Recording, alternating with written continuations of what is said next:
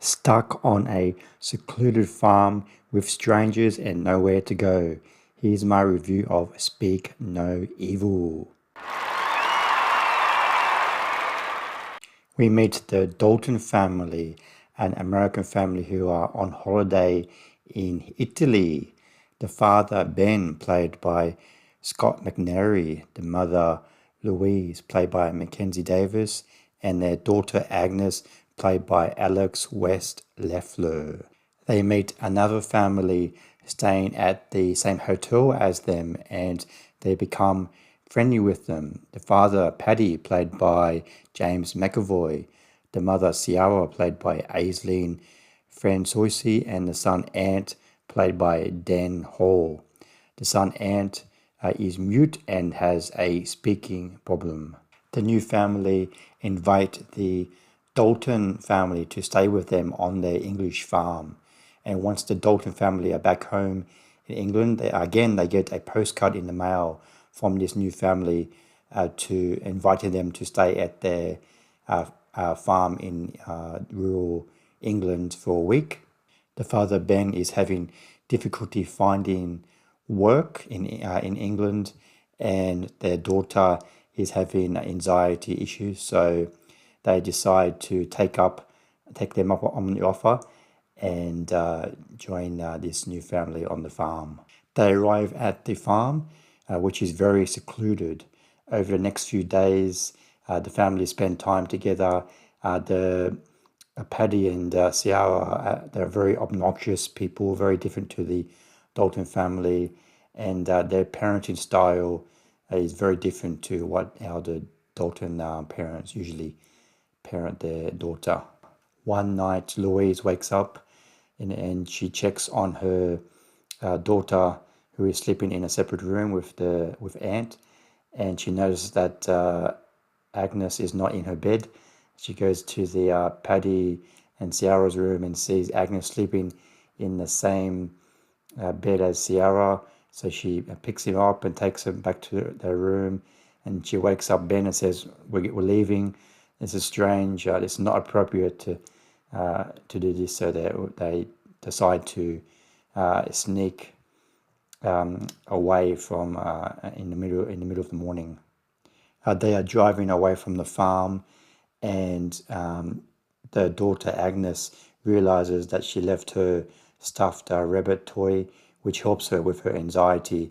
She left at the farm, so they reluctantly drive back. And once Ben goes into the house to look for the stuffed toy, they're caught by Paddy and Ciara leaving without saying goodbye. Ciara tells a sob story about how Ciara and Paddy used to have a daughter who died when she was very young, and that's why she had Agnes sleep in her bed just to comfort her.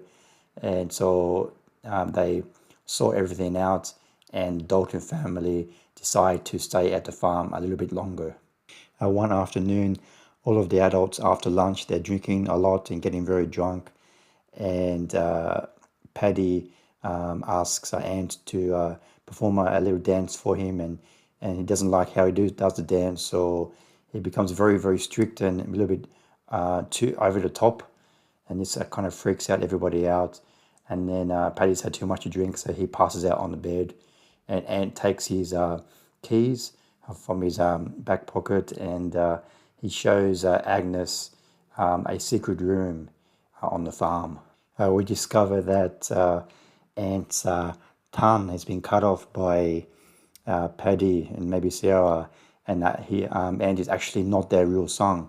Ant shows Agnes a lot of photos of different families, maybe 10, 20 different families, in the same photo as, in same pose as, same picture as Paddy and Ciara, and we have to conclude that Ciara and Paddy have been killing these families, and one of these families, the son was Ant, so they basically killed these families, and Ant belongs to one of the families. And there's also, we find out later in the film, towards the end of the film, that maybe Ciara, Paddy's wife, is actually not his wife. He's been married because she looks a bit younger than him, so maybe she was from one of the original families, maybe one of the daughters, and Paddy's just stolen her or killed her family. It's not totally concrete, but it's kind of one of Paddy's remarks. Maybe Xiao's been controlled by Paddy, and she might be one of the daughters of one of the killed families.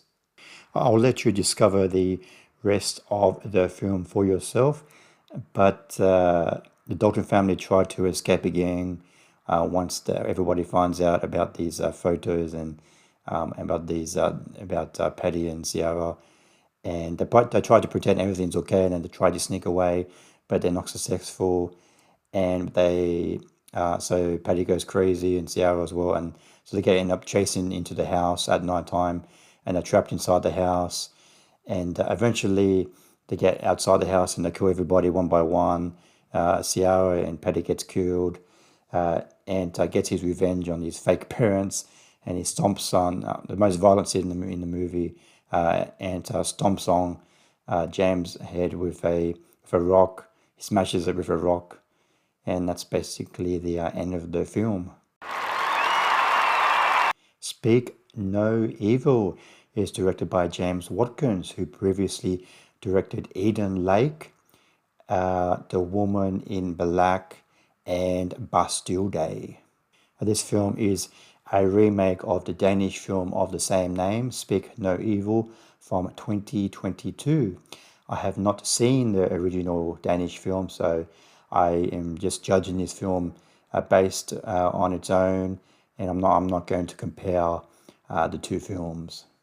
I usually try to avoid movie trailers. I don't usually watch them, but the trailer for this film was playing in quite a few films that I've seen at the cinema over the past few months, so it was kind of hard to avoid. The trailer for the film basically seems to give away basically the whole film, and I'm disappointed to say that there are no surprises with this film.